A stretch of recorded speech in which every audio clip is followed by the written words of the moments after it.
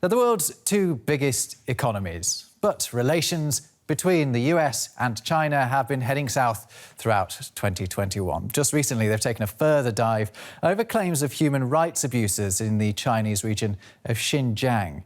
The United States recently passed tough new legislation that puts the onus on businesses to prove their supply chains are free of forced labour. It accuses China of persecuting Xinjiang's Muslim minority Uyghur population through internment camps, forced labour programmes and intense surveillance. More than 1 million Uyghurs are believed to have been detained. However, for firms trying to pull out of the region, things can get tricky. US chipmaker Intel issued an apology last week after urging its suppliers to avoid sourcing goods from Xinjiang. The announcement had caused an uproar in China. Meanwhile, the upcoming Winter Olympics in Beijing are putting pressure on businesses from another angle. Western human rights groups have criticised the American firms that are sponsoring events. These include the likes of Airbnb, Coca-Cola and General Electric. So, let's discuss the challenges facing China on the international stage as we enter into 2022 with our resident China watcher, Clifford Coonan. So that's how things are playing out, particularly over Xinjiang, between the US and China. But what about Europe and China? Well, it's interesting, Rob. I mean, a lot of things seem to be coming together right now. I mean, a lot of different factors that have been going on actually for years. I mean, we've known about a lot of these issues for a long time, and these companies have known about these issues for a long time. And when you think about how it works with a factory or with a company like, say, Intel, you know, they've got maybe six more, who knows how many levels of supply chain going on. And clearly they haven't made preparations for the fact that this legislation is coming in. So now you have this in the US, and then now we're dealing with Europe with companies like Volkswagen, Continental, Siemens. All of them have recently come out with statements saying that it's not about the supply chain. They're trying to sort of keep out of the issue. So it's clearly going to be a major factor for European companies.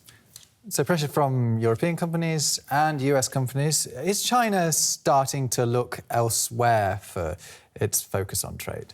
Well, a lot of this, I think China still really wants the technology that European companies can offer, particularly on the industry side. On the US side, it's much more the tech side. You know, there's another debate we could have about how European companies are not at the races when it comes to tech.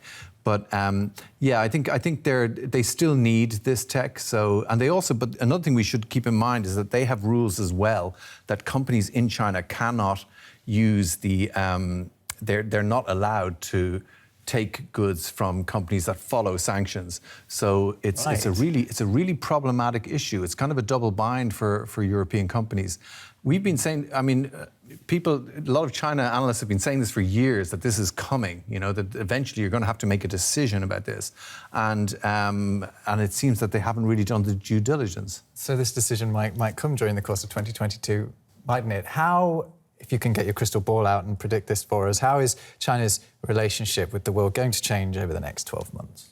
Well, this is, you know, obviously looking at my crystal ball, there's no sign that China has any interest in backing down on this. You know, I mean, European companies are saying we need dialogue with China. But dialogue with China, why would China be interested in dialogue? It's got all the money, you know. It doesn't need it. Doesn't need it, you know. And a lot of European companies, particularly in a time of a pandemic, are very reliant on goods, on imports from China, and they need it for the supply chain.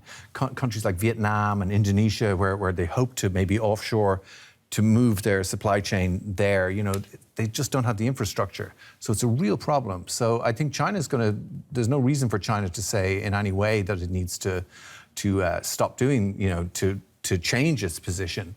So I think we're going to have it's going to be a political and an economic row. So it's basically the situation that China's relationship with the rest of the world is kind of whatever China wants it to be. It is, and I think that's basically, I don't know if people have kind of realised that this is happening, you know, in a way that's what we're seeing now, that China's just sort of saying, you can say what you want about Xinjiang, but we don't consider Xinjiang a problem, and it's up to you to deal with it. So I think the pressure is going to come back politically. It's going to be a political story, and I think that's where we're going to be this year. OK, Clifford Coonan, thanks for keeping an eye on it for us during 2021, and I'm sure you'll continue to during 2022 as well.